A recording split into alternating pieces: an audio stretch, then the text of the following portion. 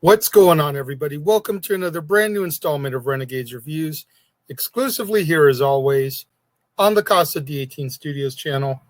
I, of course, am your host, the Renegade JJ Williams, and today we keep on going through the MCU timeline and we discuss 2014's Guardians of the Galaxy, starring Chris Pratt, Zoe Saldana, Dave Bautista, Vin Diesel, Bradley Cooper, Lee Pace, Michael Rooker, Karen Gillan, Digimon Unsu, John C. Reilly, Glenn Close, Benicio del Toro, Josh Brolin, Sean Gunn, and Seth Green. What's going on, everybody? Thank you for joining me here once again for another brand new installment of Renegades Reviews. And like I said during the introduction, today we're going to keep on going through the timeline, and we're going to discuss the star-studded Guardians of the Galaxy from 2014. Let's not waste any time. Let's get right into it here, shall we? Our movie opens in 1988, right here on planet Earth, as Meredith Quill, mother of Peter Quill, passes away. Now, before she dies, she gives Peter a present. And after she passes, Peter is abducted from Earth by a group of alien thieves and smugglers called the Ravagers, which are led by Yondu Udonta. We then jump ahead 26 years and are on the abandoned planet of Morag, where Quill steals a mysterious orb, but is attacked by the forces of the fanatical Kree renegade Ronan the Accuser, which are led by Korath. Quill is able to escape with the orb, but Yondu discovers his theft and issues a bounty for his capture, while Ronan sends the assassin Gamora after the orb. When Quill attempts to sell the orb on Xandar, the capital of the Nova Empire, Gamora ambushes him and steals it. A fight ensues, which ends up drawing in a pair of bounty hunters, a genetically and cybernetically modified raccoon named Rocket, and a tree-like humanoid named Groot. The Nova Corps officers capture the four individuals and detain them in a Kylan prison, where an inmate there named Drax the Destroyer attempts to kill Gamora due to her association with the powerful intergalactic warlord Thanos, as well as her association with Ronan, who's responsible for killing his family. Quill convinces Drax that Gamora can bring Ronan to him, though Gamora reveals that she has betrayed Ronan, as she is unwilling to let him use the orb's power. Upon discovering that Gamora intends to sell the orb to the collector, Taneleer Tavan, Quill, Rocket, Groot, and Drax all work with her to escape the Kylan in Quill's ship, the Milano. Ronan meets up with Gamora's adoptive father, Thanos, in order to discuss her betrayal, while Quill's group flees to Nowhere, a remote, lawless outpost in space built inside the giant severed head of a celestial. Drax ends up getting drunk and summons Ronan while the rest of the group meets with the collector. Taneleer Tavan opens the orb and reveals the Power Stone, an item of immeasurable power that destroys all of the most powerful beings who wield it. Tavan's servant Karina grabs the stone, which triggers an explosion which engulfs Tavan's archive. Ronan arrives there on Nowhere and easily defeats Drax, while the others flee by ship, pursued by Ronan's followers, as well as Gamora's adoptive sister, Nebula. Nebula is able to destroy Gamora's ship, which leaves her floating in space, and Ronan's fighters capture the orb. Quill contacts Yondu before following Gamora into space, giving her his helmet to survive. Yondu arrives and retrieves the pair, while Rocket, Groot, and Drax threaten to attack Yondu's ship in an effort to rescue them. However, Quill negotiates a truce and promises the orb to Yondu as a result.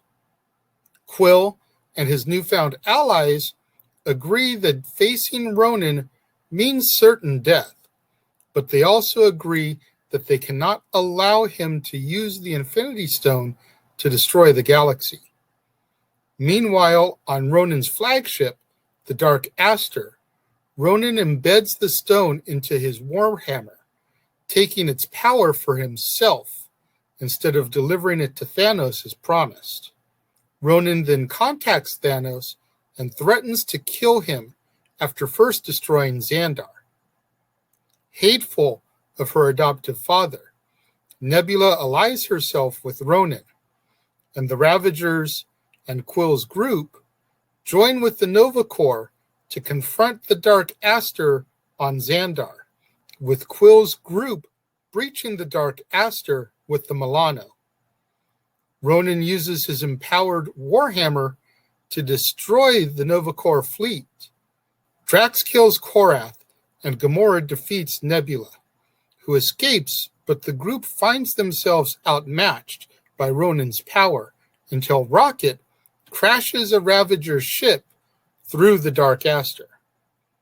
The damaged Dark Aster crash lands on Xandar, with Groot sacrificing himself to shield the group. Ronan emerges from the wreck and prepares to destroy Xandar, but Quill distracts him, allowing Drax and Rocket to destroy Ronan's Warhammer. Quill grabs the freed stone, and with Gamora, Drax, and Rocket sharing its burden, uses it to vaporize Ronan. In the aftermath, Quill tricks Yondu into thinking a container supposedly contains the stone and gives the real stone to the Nova Corps instead. As the Ravagers depart Xandar, Yondu remarks that it turned out well that they didn't deliver Quill to his father per the terms of the contract. Quill's group, now known as the Guardians of the Galaxy, has their criminal records expunged, and Quill learns that he is only half human, with his father being part of an ancient, unknown species. Quill finally opens up the gift that his mother gave him on her deathbed and discovers a cassette tape filled with her favorite songs. The Guardians depart Xandar in the rebuilt Milano, along with a potted sapling cut from Groot, which grows into a baby version of him. In our post-credit scene, we see Taneleer Tavan sitting in his destroyed archive. He is then joined by Cosmo, the space dog, who is one of his exhibits, who licks him, prompting one of his other exhibits, Howard the Duck, to chime in.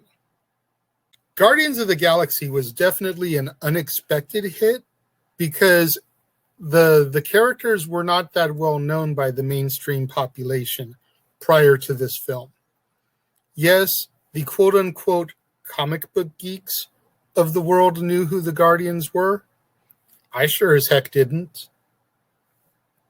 So this was an incredible introduction to a group of characters that have definitely made a lasting impression on the MCU, and to date still have at least one more film that's coming, Guardians of the Galaxy Volume 3. I believe it's slated to come in 2023. Don't quote me on that, because it hasn't even begun filming yet. They've been waiting for James Gunn they wanted to finish Suicide Squad, the remake, reboot, second chapter of that, whatever it's going to be. And then with COVID having hit, they hadn't really got started yet on it, to my knowledge. Now, it's possible they have begun filming, and I'm unaware, but I don't believe filming has begun yet on Volume 3. But with everything that's come between Volume 1, Volume 2, and their appearances in Infinity War and Endgame, I'm beyond curious to see what lies in store for Guardians of the Galaxy Volume 3. I thought that this was extremely well cast. Chris Pratt, I think, did an amazing job as Peter Quill, Star-Lord. Zoe Saldana did an amazing job as Gamora. The voice talent of Vin Diesel, who, granted, all he had to do was record himself saying, "I am Groot," a bunch of different ways, and he was good. Along with the one, "We are Groot." But Bradley Cooper as the sarcastic Rocket Raccoon. And as a wrestling fan, let us not overlook Dave Bautista's turn as Drax the Destroyer. I swear to God, y'all, I feel like Big Dave showed more personality in this film and Volume 2 than he ever did in his WWE run. Like, I did not know that laid within Batista, because he was always portrayed in wrestling as the animal. So he never really got to show his comedic side all that much. There were a few times. One that comes to my head the quickest is the WrestleMania 21 "You Talking to Me" commercial, where he was doing Taxi Driver. But other than that, like, Batista plus sense of humor in WWE very rarely existed. So I was thoroughly surprised to see him in this and watch him be as good as he was. Also, let's not short count Howard the Duck. Now, we're going to discuss the actual Howard the Duck film at the very end of the month. It's going to be the last film we do for Marvel Month. But, spoiler alert for those that have never seen it, it bombed horribly. So for them to actually resurrect that character and put him not only in Volume 1, but Volume 2, and if you look closely enough, he's in the Endgame battle against Thanos. But the fact that they resurrected that character for this film is just mind-numbing to me. Because as a kid, I never minded Howard the Duck. I was a kid. As I got older, but again, we'll get deeper into that when we get to that point. When it comes to my ranking for Guardians of the Galaxy, easy 4.5 out of 5. I never was a fan of Ronan, the Accuser. I think if Thanos had been the main bad here, it would have been better, because we would have gotten to see a little bit more of him as we got the slow build towards Infinity War and Endgame. And yes, we did get to see a little bit more of him here. He was definitely a lot more fleshed out here than he was during his mid-credits cameo during the Avengers. But I just feel like if he had been more of the villain here than Ronan had, it would have been a little bit better of a movie. That's the only thing that takes that half star off. But the soundtrack was just amazing. I mean, Blue Suede's "Hooked on a Feeling," "I Want You Back" by the Jackson 5, "Cherry Bomb" by the Runaways, "Ooh Child" by the Five Stair Steps, and the Marvin Gaye, Tammy Terrell classic "Ain't No Mountain High Enough." just a sample of the songs found within this soundtrack. I cannot say enough good things about the surprise that was Guardians of the Galaxy. What do you guys think out there? If you're watching the premiere, let me know. Leave your thoughts and comments here. If you're watching on demand, leave your thoughts and comments down here. But whatever you do, when you get out there on social media, let's try to get those hashtags trending. Hashtag Casa D18 Studios, hashtag Renegades Reviews, hashtag Renegade Returns, and of course, the ever popular hashtag Shenanigans. We interrupt this episode of Renegades Reviews for an important announcement about merchandising. Merchandising? What's that? Merchandising. Come, I'll show you. Merchandising, where the real money's made. Make sure you go over to teespring.com/stores/Jeff Meacham Network for all the t-shirts you see here from the West Coast professor, Jeff Meacham himself. You can get shirts for the Jeff Meacham Network, Talk Wrestling, as well as the red and gold Meachamania shirts. And while you're there, don't forget to get your shirts of the Casa D18 Studios Brotherhood, the Dads on Wrestling shirt, the Renegade JJ Williams, Statboy Sports Bar, and the hashtag StatBoyApproved shirt. Make sure you go over to teespring.com/stores/Jeff Meacham Network and score your shirts today. Make sure you guys get out there.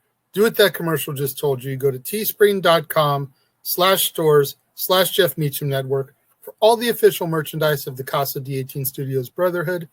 Get your Renegade JJ Williams shirt, Dad's Not Always on Wrestling, Statboy Sports Bar, hashtag StatBoyApproved, hashtag Shenanigans. Get your official shirts for the Jeff Meacham Network, 3 different designs of the Jeff Meacham Network logo for you to choose from, along with Meachamania, Talk Wrestling, and so much more.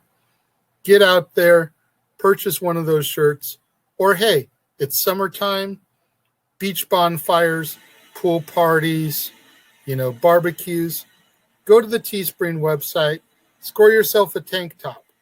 You can choose from the Renegade JJ Williams or Meachamania. But either way you go, it's the perfect accessory for those hot summer days and those even hotter summer nights. Get out there, show your love and support. While you're showing your love and support, do what that ticker tells you to do. Do you enjoy my content? Do you enjoy my daily videos? Do you appreciate the fact that I'm out here every day in my garage studio doing the best that I can to give you brand new daily content? If you are, then go to the PayPal link as it scrolls along the bottom of the screen there. Make a small donation. Keep in mind, everybody, I'm not monetized. So the only way I'm going to make a few bucks is if you out there go to that PayPal link right there and send a couple bucks donation. Don't want to send money? That's cool. Go to the Linktree link. Click on the link for my Amazon movie wish list, which I am constantly updating. Order a movie for me. When it comes, I'll open it live on Renegade Recap, give you a shout out, and then when I can slate it into one of my theme months, sit down, watch it, and review it, and give you guys another shout out. And I'll make sure I show you guys the same amount of love and support that you guys show to me. Make sure you guys tune in at the top of the half hour, as today is in fact a double feature day, and I am going to continue the Guardian story with 2017's Guardians of the Galaxy Volume 2. 6 months after the event of this film, starring Chris Pratt, Zoe Saldana, Dave Bautista, Vin Diesel, Bradley Cooper, Michael Rooker, Karen Gillan, Pom Klementieff, Sean Gunn, Sylvester Stallone, Kurt Russell, Seth Green, Michael Rosenbaum, Ving Rhames, Michelle Yeoh, and Miley Cyrus. You're not going to want to miss out. Right back here in just a few minutes on another brand new episode today of Renegades Reviews as I discuss Guardians of the Galaxy Volume 2. All my loyal fans and viewers out there that have been tuning in for the premiere, leaving your comments right over here, Thank you very much. I greatly appreciate it. All my loyal fans and viewers tuning in just a little bit later, watching on demand, leaving all your thoughts and comments down there. Thank you very much. I greatly appreciate it.